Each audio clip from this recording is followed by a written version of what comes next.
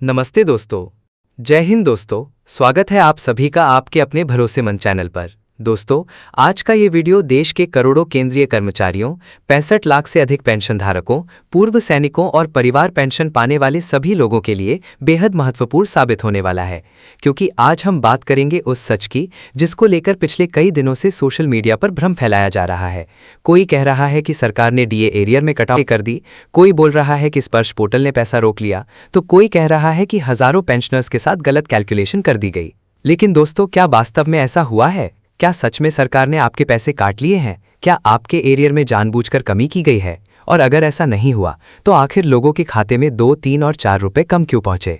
आज इस पूरे मामले का सच हम आपको उसी अंदाज में समझाएंगे जिस अंदाज में देश का हर आम आदमी आसानी से समझ सके, क्योंकि हमारा उद्देश्य सिर्फ खबर दिखाना नहीं, बल्कि खबर के पीछे का पूरा सच आपके सामने रखना है। दोस्तों, जैसा कि आप सभी जानते हैं कि केंद्र सरकार ने जनवरी 2026 से केंद्रीय कर्मचारियों और पेंशन धारकों के महंगाई भत्ते और महंगाई राहत में 2% की बढ़ोतरी को मंजूरी दे दी है। इसके बाद लाखों पेंशनर्स के खाते में 4 महीने का एरियर भी पहुंच चुका है। लेकिन जैसे ही पैसा खातों में पहुंचा, उसके बाद देश भर से सवालों की बाढ़ आ गई। किसी ने कहा कि मेरे 2 रुपए कमाए, किसी ने कहा 3 कमाए, तो किसी ने कहा कि मेरे पूरे 4 रुपए काट लिए गए। अब सवाल ये उठता है कि आखिर ये पैसा गया कहाँ? क्या ये किसी प्रकार की तकनीकी गड़बड़ी है?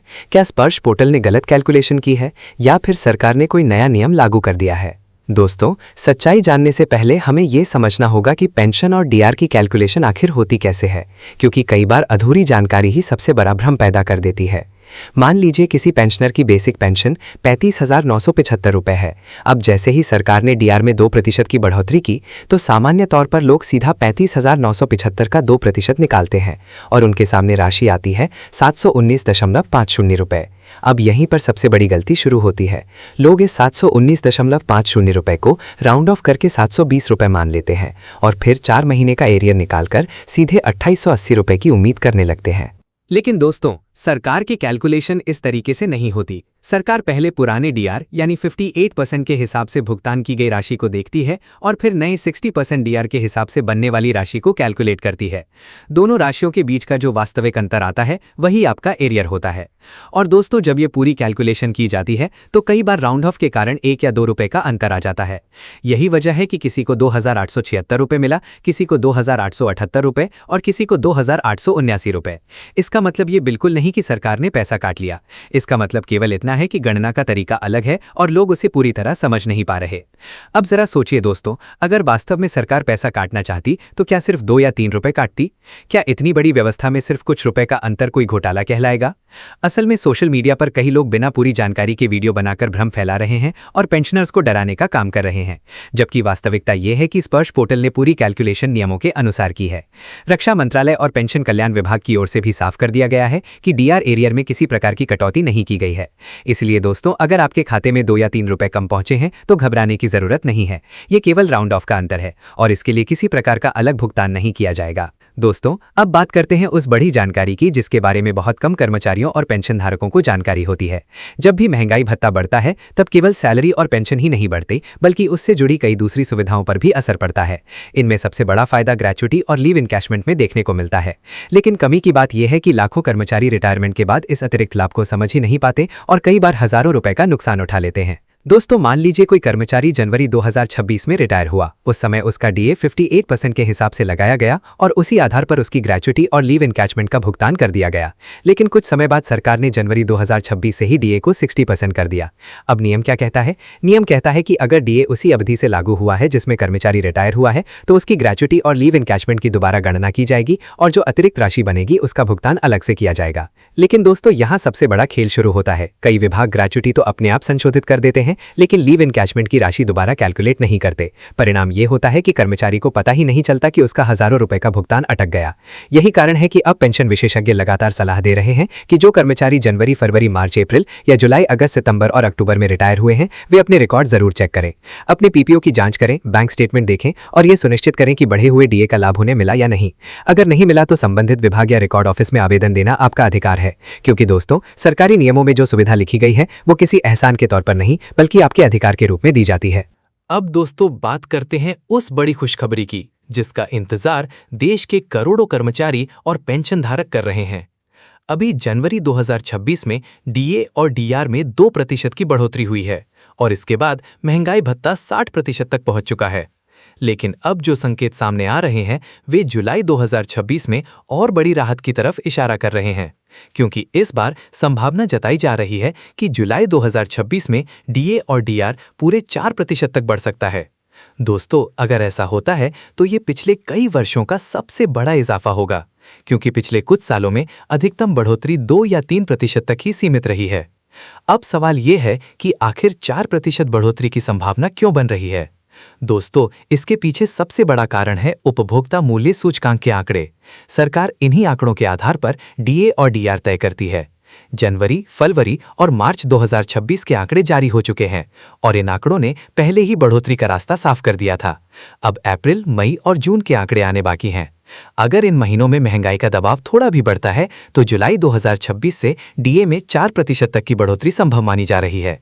इसका सीधा फायदा कर्मचारियों की सैलरी और पेंशन धारकों की पेंशन पर पड़ेगा, यानी जिनकी बेसिक पेंशन अधिक है उनके खाते में हजारों रुपए अतिरिक्त पहुंच सकते हैं।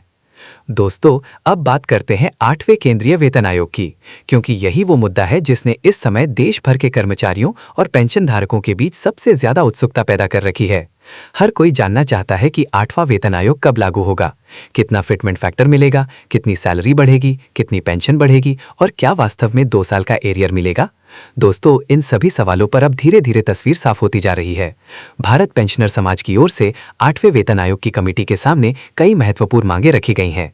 सबसे बड़ी मांग ये है कि एडिशनल पेंशन की शुरुआत 80 साल की उम्र से नहीं बल्कि 65 साल की उम्र से होनी चाहिए। दोस्तों, ये मांग इसलिए उठाई गई है क्योंकि भारत में औसत जीवन प्रत्याशा लगभग 72 से 73 वर्ष के बीच मानी जाती है। ऐसे में यदि एडिशनल पेंशन 80 वर्ष की उम्र से शुरू होगी तो बहुत बड़ी संख्या में पेंशन धारक उसका पूरा लाभ कभी ले ही नहीं पाएंगे। यही कारण है कि अब मांग की जा रही है कि 65 वर्ष की उम्र में 5% अतिरिक्त पेंशन, 70 वर्ष में 10%, 75 वर्ष में 15% और 80 वर्ष में 20% अतिरिक्त पेंशन दी जाए। इसके बाद ये बढ़ोतरी क्रमशः आगे बढ़ती रहे और 100 वर्ष की उम्र में पेंशनर को 100% अतिरिक्त पेंशन मिले। दोस्तों, अगर ये प्रस्ताव लागू होता है तो ये देश के लाखों बुजुर्ग पेंशन धारकों के लिए ऐतिहासिक फैसला साबित हो सकता है। अब दोस्तों, सबसे बड़ा सवाल यह है कि 8वां वेतन आयोग आखिर लागू कब होगा। इसको लेकर कर्मचारी संगठनों की ओर से भी बड़ा संकेत दिया गया है। उन्होंने साफ तौर पर कहा है कि 8वें वेतन आयोग का प्रभाव 1 जनवरी 2026 से माना जाएगा, लेकिन वास्तविक भुगतान 2028 से शुरू हो सकता है। यानी सरकार को कमेटी बनाने, रिपोर्ट तैयार करने और उसे लागू करने में समय लगेगा। लेकिन इसका मतलब ये बिल्कुल नहीं कि कर्मचारियों और पेंशन धारकों का नुकसान होगा, क्योंकि जब भी आयोग लागू होगा उसकी गणना 1 जनवरी 2026 से ही मानी जाएगी और बीच के पूरे समय का एरियर दिया जाएगा। अब जरा सोचिए दोस्तों, अगर किसी कर्मचारी की सैलरी में अच्छी बढ़ोतरी होती है और 2 साल का एरियर बनता है तो उसके खाते में कितनी बड़ी राशि पहुंच सकती है। यही कारण है कि इस समय पूरे देश में 8वें वेतन आयोग को लेकर जबरदस्त चर्चा चल रही है। सूत्रों की माने तो इस बार फिटमेंट फैक्टर 3 से कम रखने के पक्ष में कर्मचारी संगठन बिल्कुल नहीं है। उनका कहना है कि बढ़ती महंगाई और जीवन यापन की लागत को देखते हुए कर्मचारियों और पेंशन धारकों को बड़ा आर्थिक राहत पैकेज मिलना चाहिए। दोस्तों, आज देश का हर कर्मचारी और हर पेंशन धारक सिर्फ एक सवाल पूछ रहा है कि आखिर उसे उसके अधिकार का पूरा लाभ कब मिलेगा। क्योंकि एक तरफ लगातार महंगाई बढ़ रही है, दवाइयों के दाम बढ़ रहे हैं, बिजली पानी के बिल बढ़ रहे हैं, वहीं दूसरी तरफ बुजुर्ग पेंशन धारक अपनी सीमित आय में जीवन गुजारने को मजबूर हैं। ऐसे में यदि सरकार एडिशनल पेंशन, बढ़ा हुआ फिटमेंट फैक्टर और बेहतर डीआर लागू करती है तो इससे करोड़ों परिवारों को राहत मिल सकती है। लेकिन दोस्तों, यहाँ एक बात और समझने की जरूरत है। सोशल मीडिया पर चल रही हर खबर सच नहीं होती। कई लोग केवल व्यूज और लाइक्स के लिए आधी अधूरी जानकारी फैलाते हैं।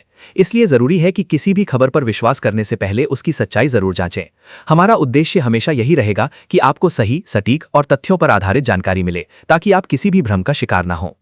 तो दोस्तों, आज की इस पूरी रिपोर्ट में हमने आपको डीआर एरियर की सच्चाई बताई, ग्रेच्युटी और लीव इनकैशमेंट के नियम समझाए, जुलाई 2026 के संभावित 4% डीए बढ़ोतरी की जानकारी दी, 8वें वेतन आयोग से जुड़ी बड़ी अपडेट बताई और एडिशनल पेंशन को लेकर चल रही मांगों का पूरा सच आपके सामने रखा। आने वाले समय में सरकार क्या फैसला लेती है, आयोग क्या सिफारिश करता है और कर्मचारियों तथा पेंशन धारकों को कितना लाभ मिलता है, इस पर पूरे देश की नजर बनी हुई है। फिलहाल उम्मीद यही की जा रही है कि आने वाला समय केंद्रीय कर्मचारियों और पेंशन धारकों के लिए राहत भरा साबित होगा। जय हिंद, जय भारत, वंदे मातरम।